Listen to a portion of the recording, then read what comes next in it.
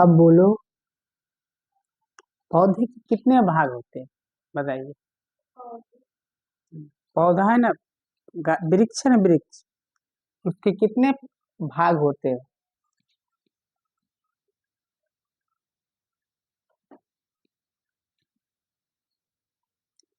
जड़ फल, जड़ फल फूल तना पत्तियां, ये सब होते हैं ना।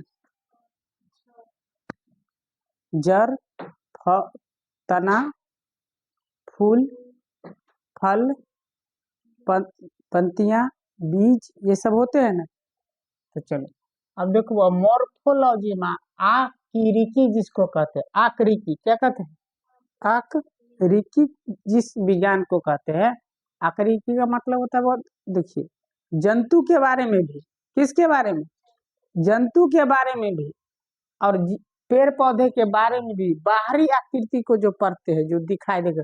जड़ को हम लोग देखते हैं, फल को भी हम लोग देख लेते हैं, इसके बाद क्या कहते हैं, तना को भी देखते हैं। अब जंतु में आए, जैसे त्वचा को देखते हैं, हाथ पैर को देखते हैं। तो जंतु या पादप, पादप का मतलब हुआ अर्थ पेड़ पौधा, पेड़ पौधा के बारे में, उसकी बाहरी संरचना के बारे में जिस विज्ञान में अध्ययन करते हैं ना, विज्ञान की जिस शाखा में, उसे मॉर्फोलॉजी कहते हैं। क्या कहते हैं? हिंदी में आकृति कहते हैं। क्या कहते हैं? तो पुष्पी पौधे की आकृति, पुष्पी पौधे की आकृति के मतलब पुष्पी पौधे की बाहरी बनावट और संरचना के बारे में जिस विज्ञान में अध्ययन करते हैं, उसे ही हम लोग क्या कहते हैं? मॉर्फोलॉजी। क्या कहते हैं? मॉर्फोलॉजी। आप देखिए, मॉर्फोलॉजी पौधों के पुष्पों के समूह को एंजियोस्पर्म कहते हैं। पुष्पी पौधा कौन?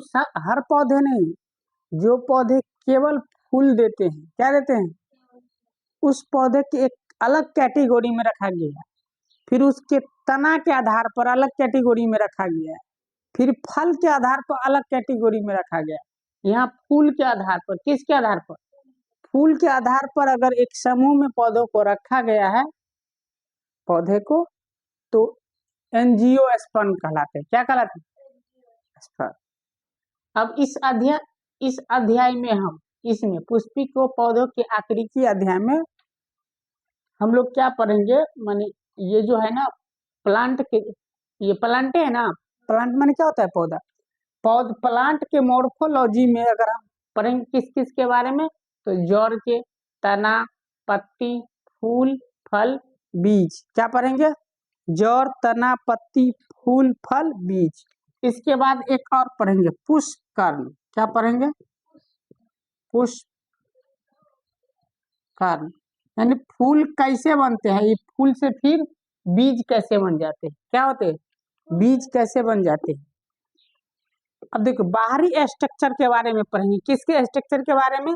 तो जिस जीव विज्ञान के बहुत सारे शाखाएं होते हैं, जीव विज्ञान सब विज्ञान से अधिक भारी होते हैं। अगर अध्ययन करोगे गहरी से, तब अकेले जीव विज्ञान इतना मोटा रहेगा, अपना आप अपने सब कोई अपने अपने क्लास का जीव विज्ञान देख लें। सब विज्ञान को एक तरफ रख दोगे, उसको एक तरफ रखने के बाद एक पता चलता है कि विज्ञान क्या है। तो अभी हम लोग पढ़ रहे हैं मॉर्फोलॉजी। अब जड़ के प्रमुख लक्षण क्या होते हैं? कभी जड़ उखाड़े हो, कोई पेड़ पौधे को उखाड़े हो, उस जड़ में देखो कि मोटा वाला जड़ होगा, उस मोटा वाला जड़ में से जैसा हमारा बाल है उतना पतला पतला निकल होगा। क्या हुआ? उसको मूल रोम कहते हैं। क्या कहते हैं? जड़ बहुत मोटा भी रहता है, वो मोटा के साथ साथ बहुत पतला निकला रहता है ना। देखोगे, अब जड़ देखने को कहाँ मिलेगा? तो कोई चीज, कोई ऐसा उदाहरण है जिसमें जड़ बहुत रहता है, समझ गया? जाल की तरह जड़ फैला हुआ रहता है, समझ गया ना? तो आप चाहे कोई भी, तू लोग पौधा उगाड़ता होगा ना कोई चीज का, या काटते होंगे कोई, तो उसमें देखते हो कि मोटा भी है, और इसके बाद कैसे तो बधाई देते हैं। जैसे ये समझ गया, ये भूमि है, इससे नीचे से जड़ आ रहे हैं, ये ना ऐसे निकला रहता है जड़, और इसमें भी ऐसे ऐसे पतला पतला रहेगा। क्या रहेगा? पतला पतला। इसी को कहते हैं मूल रोम। क्या कहते हैं? मूल रोम। कभी उखाड़े हो तो देखो, उसमें पतला पतला रहता है ना, उसी को मूल रोम कहते हैं। ये सब के लिए। अब कहिएगा 21 क्लास के थे, 9 से लेकर के जहां तक पढ़ोगे उस विज्ञान तक में आते हैं, सब लोग पढ़ो। जड़ के प्रमुख गुण क्या होता है? यह नीचे के गुरुत्वाकर्षण दिशा में बढ़ता है। देखो गुरुत्वाकर्षण, जैसे इसको हम फेंके और ध्यान से गिरा, तो एक बल है जो पृथ्वी किसी भी वस्तु को अपनी ओर खींचती है। क्या खींचती है? तो वो गुरुत्व बल कहलाते हैं। क्या कहलाते हैं? गुरुत्व बल। एक गुरुत्वाकर्षण बल होता है जो ब्रह्मांड के सारे पिंड के पास होते हैं। समझ में आ रहे? तो गुरुत्वाकर्षण बल के कर, गुरुत्वाकर्षण बल अपनी केंद्र की अपने अपने केंद्र पर बनाए रखते हैं। तो गुरुत्वाकर्षण बल के कारण जड़ ऊपर नहीं जाकर नीचे जाता है। क्या होता है? तो गुरुत्वाकर्षण दिशा में रहता है। गुरुत्वाकर्षण की विपरीत दिशा में जड़ कभी तक जमीन के ऊपर फैला है? नीचे फैलता है। ये गुण हुआ। इसमें पर्व, नोड एवं पर्व संधि नहीं होते। जड़ जो देखोगे ना, कहीं जुड़ता फुरता नहीं है, जोरे में से निकला रहता है, इसी में से, इन्हीं की कहीं जाकर जुड़ा रहता है। इसमें यह एक कोशिकीय मूल रोम पाया जाता है। एक ही कोशिका का, एक ही कोशिका का मूल रोम रहेगा। इसके नीचे के भाग क्या? अब देखिए नीचे के भाग जब उखाड़िएगा तो पूरा जड़ उखाड़ने के बाद पता चलेगा कि जड़ जब पूरा उखड़ जाएगा ना, उसके अंदर एक टोपी जैसा लगल रहा है। नीचे से गांठ जैसा रहता है ना, टोपी जैसा। अब इन नोड जो कहोगे नोड, तो कहीं कहीं गांठ रहता है, गांठ जुड़ने वाला, तो वो नहीं रहता। क्या नहीं रहता? गांठ।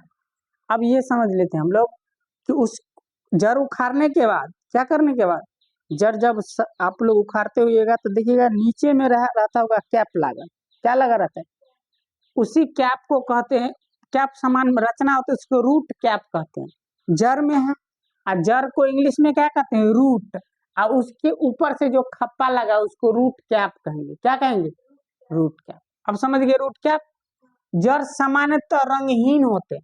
जड़ का कोई रंग देखे हो, लाल, हरा, पीला, बैंगनी, कोई पौधा किसी रंग का रहेगा, पत्ता किसी रंग का, उसका पत्तियां जो है किसी रंग का रंग, लेकिन जड़ का रंग नहीं रहता है, वो रंगहीन रहता है, उजला जैसा रहेगा। ठीक है ना, कोई रंग जैसा नहीं उसका देखोगे, देखने पर आप देख लीजिए। ये तो स्थल वाले होगी। किसके बारे में बताए?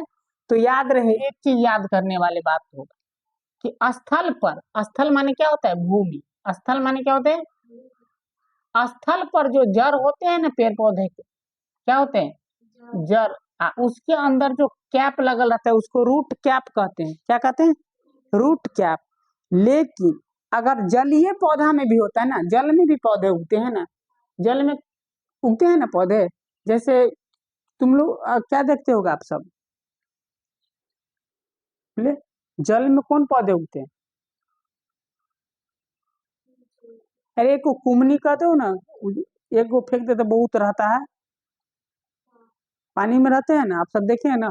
तो उसी में, उसमें भी जड़ होता है।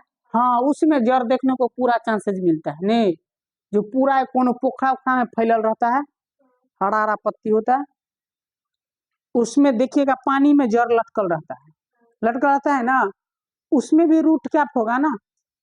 तो जलीय पौधे को रूट कैप को कह देते हैं रूट पॉकेट। क्या कहते हैं? क्या कहते हैं? Root pocket. लेकिन स्थलीय पौधे को क्या कहते हैं? Root cap. यही क्वेश्चन पूछता है कि स्थलीय पौधे के जड़ के कैप, जड़ के कवर को क्या कहते हैं? Root cap. और जलीय को रूट पॉकेट। ये कितने भाग होते हैं? और जिस भाग में हम लोग पुष्पी पौधे के, ये पुष्पी पौधे की नहीं, जंतु के भी अगर बनावट, बाहरी बनावट का अध्ययन करेंगे तो मोर्फोलॉजी कहलाएगा। और किसी के भी बारे में अध्ययन करेंगे तो ये मोर्फोलॉजी ही कहलाएगा। तो साइंस का ये पार्ट जिसमें हम लोग पुष्पी पौधे के बारे में, उसकी संरचना के बारे में पढ़ेंगे, उसके बनावट के बारे में पढ़ेंगे, या पौधे में क्या क्या पार्टें होते हैं उसके बारे में पढ़ेंगे, तो उसके मोर्फोलॉजी ही कहेंगे। अब जरा देखिए, जड़ के बारे में पढ़ लिए। जड़ के ये गुण थे, गुण या लक्षण कहिए, क्या कहे? गुण या लक्षण।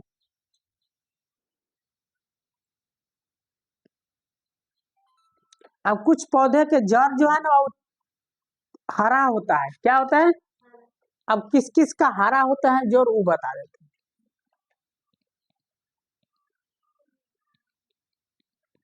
जड़ जिसका हरा होता है ना, उसका नाम है, देखो टेरापा, क्या नाम है? टेरापा। टीनो, टीनोसा, टीनोसोपरा, क्या है? टीनोसोपरा।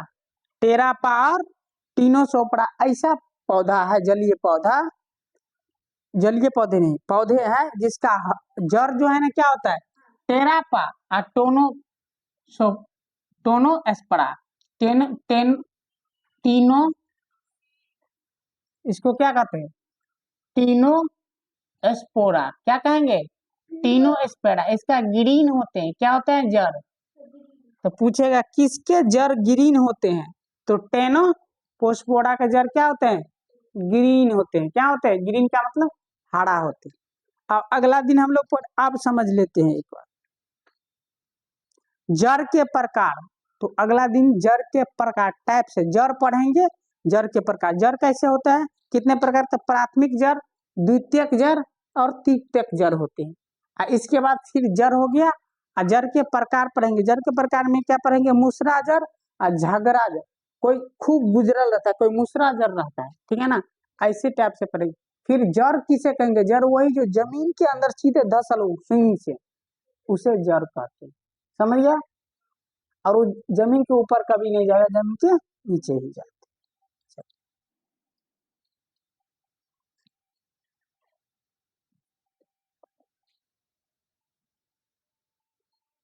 इसका टेरापा टीनो अस्परा, याद रखिए।